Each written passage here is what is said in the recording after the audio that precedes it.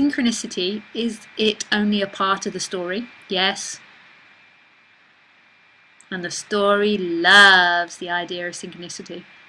Outside of this idea of my life, is it experienced at all? Thanks. No.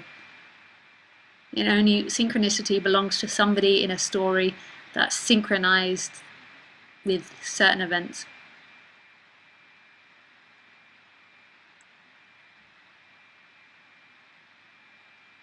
Synchronicity is a story. Okay, you answered the question. Thanks, Jerry.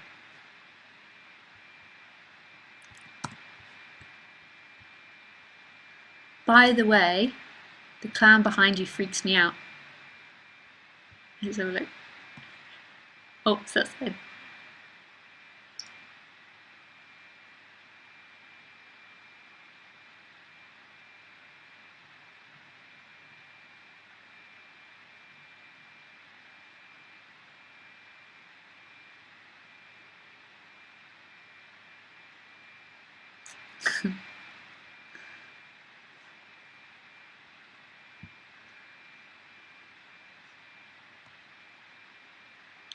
When a bad feeling, this is from Thomas, when a bad feeling like fear arises, would you just allow it and feel it?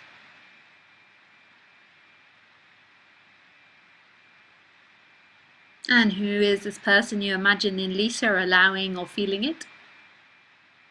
Or would you consider you're back in the mind game and hold a larger perspective? In both cases, it seems the only way is to allow whatever arises. Whatever arises is already allowed because it's appearing.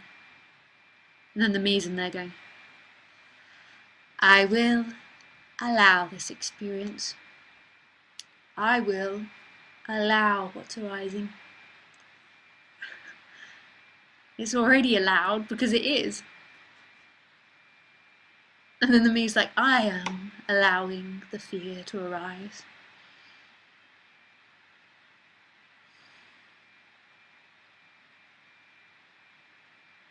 I am allowing lots of thoughts to arise.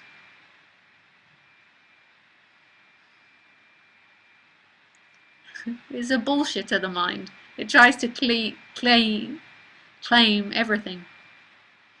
I learn you can resist or not mean. Really? Is that the way it's experienced, Thomas? That you can resist something or not resist it? Who is this somebody that's imagining itself resisting something or not resisting something? Does that person exist?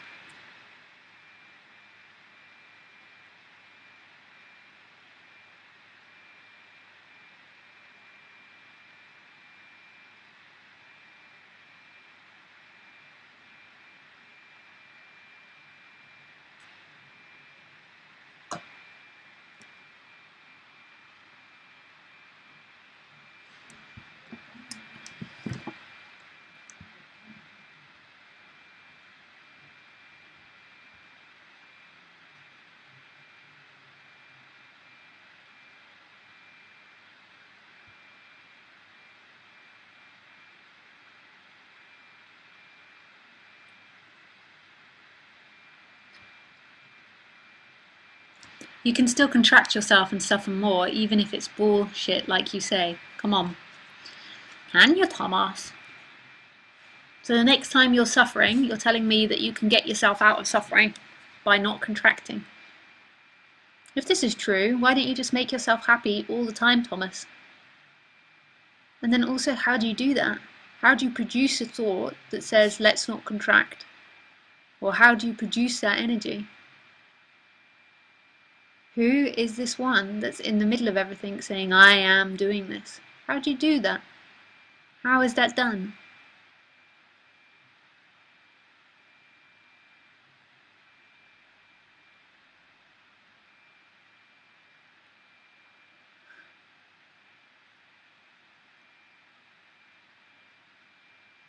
Well, I've experienced it, yes. Oh, really? You've experienced creating a thought. So you are somebody that's below thoughts, creating thoughts. So you've experienced creating a thought, let's not resist this.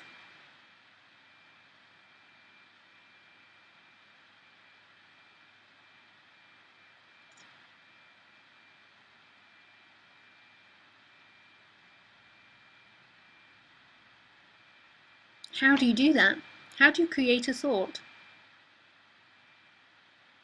The one is ultimately illusion, but it is as much there also by its ability to focus on thought. Focus is real too.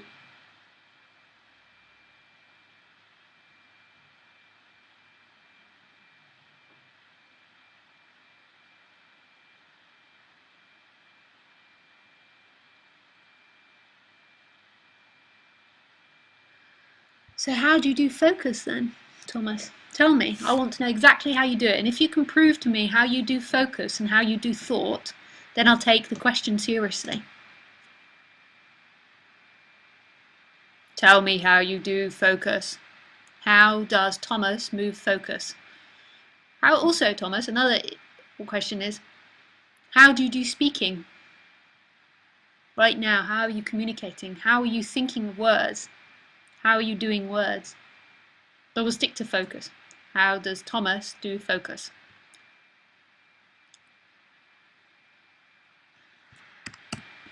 Okay, Thomas. The one is ultimate illusion, but it's as much there also. Oh, well, you just focus. You put attention somewhere. But I know what you mean. No, Thomas. Go on, tell me how you do it. If you are the doer of focus, surely you'd know how it's done. If you focus, if you put focus, if you're putting a moving attention, how do you do it? You're speaking really non-duality, real non-duality here, but awareness can display itself everywhere. That's why I realise people don't suffer anymore. Their focus isn't creating their suffering.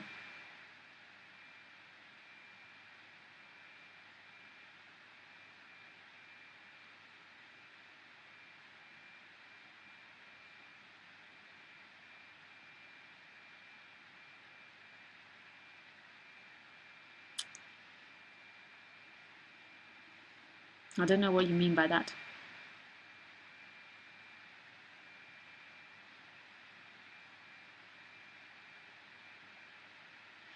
That's different from what I talk about. I talk about the end of this bounded energy of feeling like who you are is bound to this body.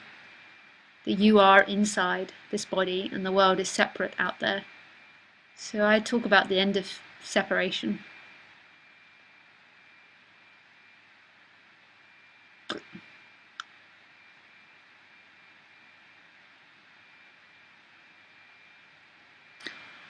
Okay.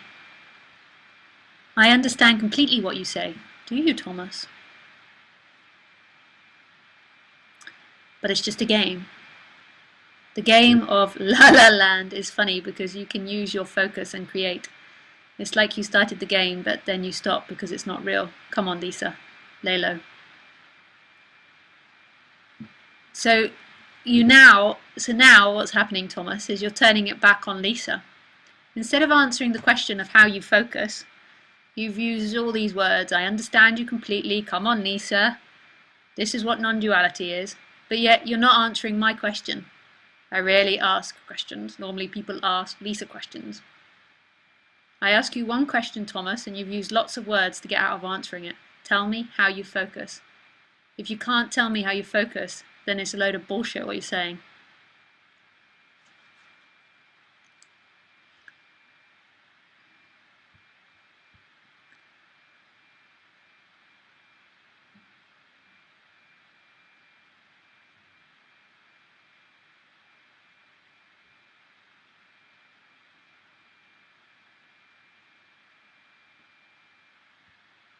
Well, I'm playing the game, lay low. So you're still not answering how you focus. We're going to just dart round the question again, are we? Shall I tell you why you can't answer it, Thomas? Because you're not doing focus. There's a you energy that's claiming focus and saying, I am focusing, I am doing that. The reason you don't know is because it's not you doing it. There is no you.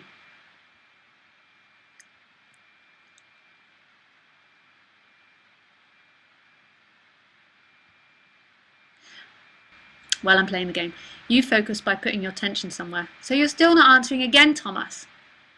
How do you know your cup of tea is there? You just put your attention.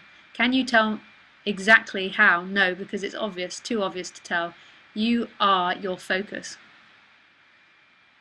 So again, Thomas, you're not answering the question because Thomas knows he's fucked by the question. So you are your focus. There's just playing with words. There is aliveness, and in aliveness things are happening. In beingness things are happening. But there's no one controlling it. Aliveness isn't a person, isn't a thought, isn't an idea. It's nothing and everything simultaneously. Focus is happening, but there's nobody controlling focus. There is no somebody.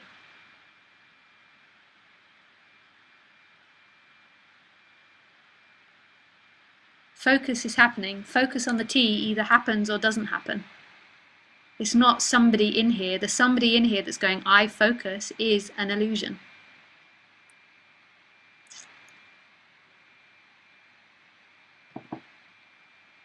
If it was you that's creating all this, then surely you'd know how it's being created. Like somebody that's drawing a picture, they can tell you, they drew this line here and they drew this line here, they drew that line that, but Thomas can't tell me how he does focus, or how he did focusing on the T. It just happens spontaneously. It's an absolute mystery.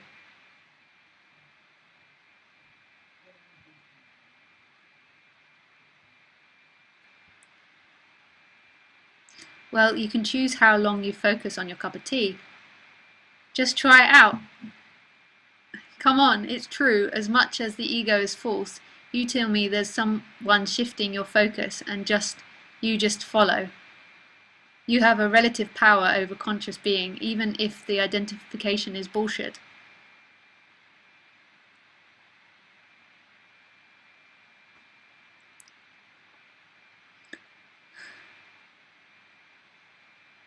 I assure you, Thomas and Lisa have no control. They are an illusion. There is T, there is hand moving, there is looking at T, and there's nobody in there controlling the length in which it's looked at. It's just looked at. Tell me how you do focus. Speaking happens, hearing happens, sight happens. It doesn't belong to somebody. All there ever is what is. And what is nothing, no one thing and everything. Suffering will always arise, and there's somebody in there controlling some part of life. Always. Why don't you want to try it out? Tell me you'll look at the cup of tea for 10 seconds and focus on it counting.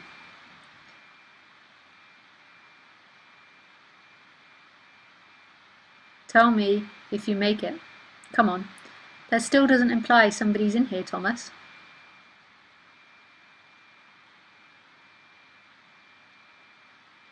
They can be looking at the cup for 10 seconds, but that still doesn't imply somebody's in here.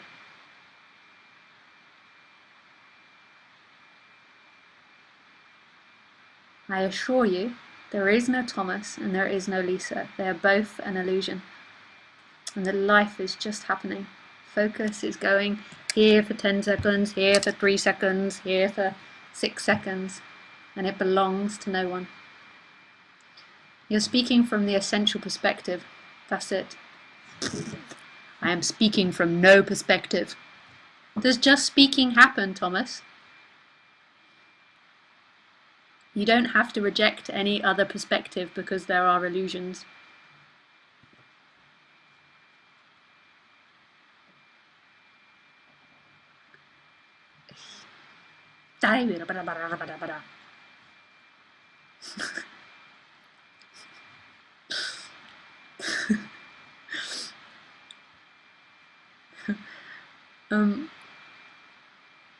I don't feel like I'm rejecting anything. It just is words are coming out and there's not even really a knowing of what's being said.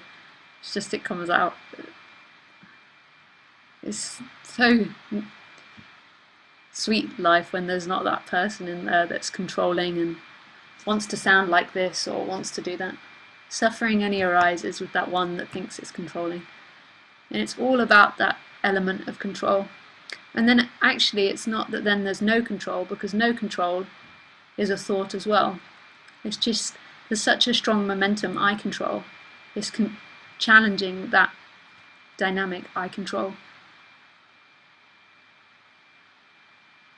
Then notice how the mind doesn't want to describe how it does things, because it can't. So this seems to get off the hook of everything. Everything we say and do, so no problem. Oh. Huh? I'm not sure what you're talking about.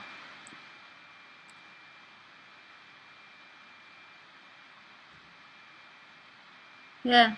Suffering, I assure you, the whole weight of suffering of me is always based on the assumption of choice. I got life right or wrong. I did really well and then there's a high. I did it really bad and then there's a low. And then also the other person, they've done wrong. They've done a bad thing to me. Or they've done a great thing. I'm absolutely madly crazy in love with them. I love them so much.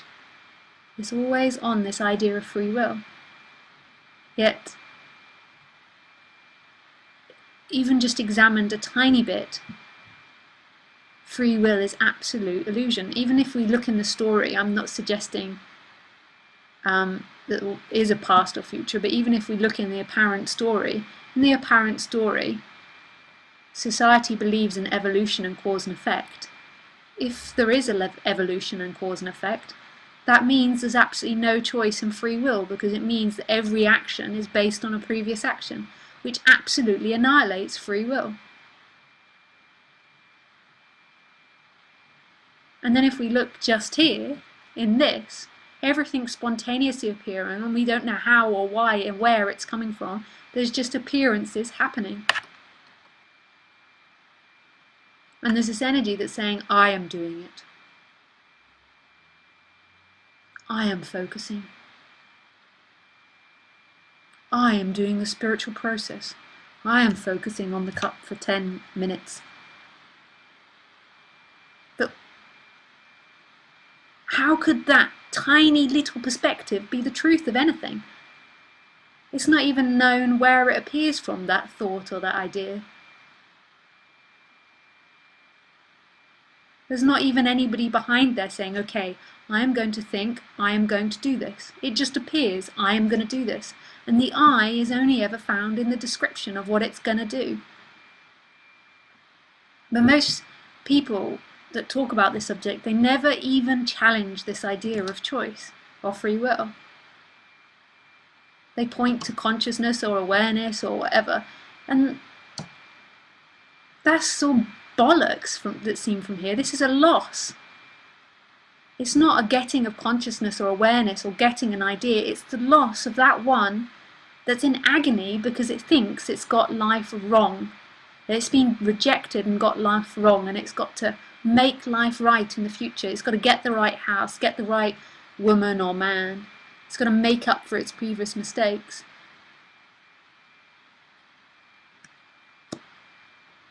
But the me doesn't want to go out of that fight. I am the controller.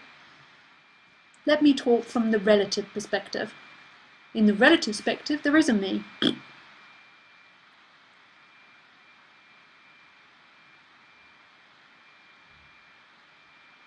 In the relative perspective, I do choose. How?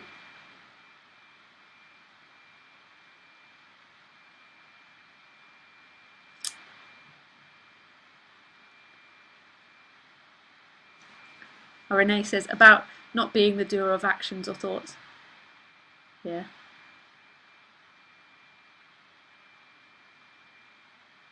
I think that was covered. Most teachers now like to teach there is choice and there isn't choice, which is an absolute load of bull from here.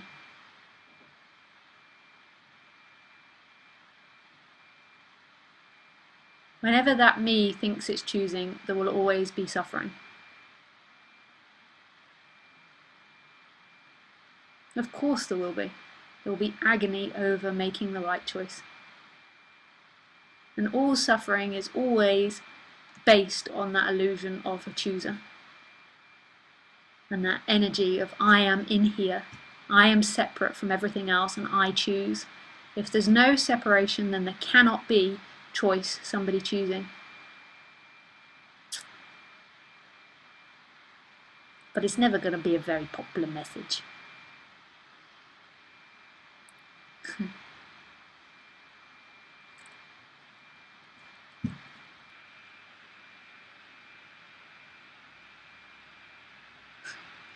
So Colin says, how much do we even know about the number of chemical reactions in our brain? Every single second. How could there be choice? We have a very grumpy tomcat who never feels remotely guilty about his antisocial behaviour. The animals are great. It's like, ha, this is the impression of the cat slapping something.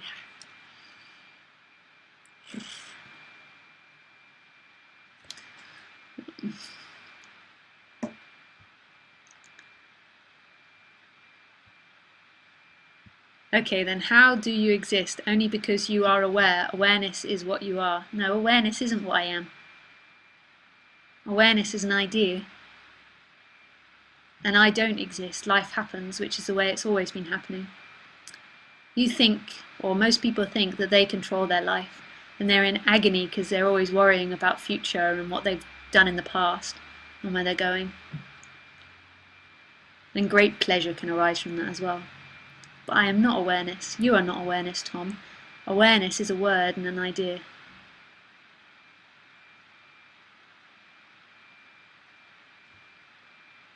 I've taken to calling you Tom now, instead of Thomas.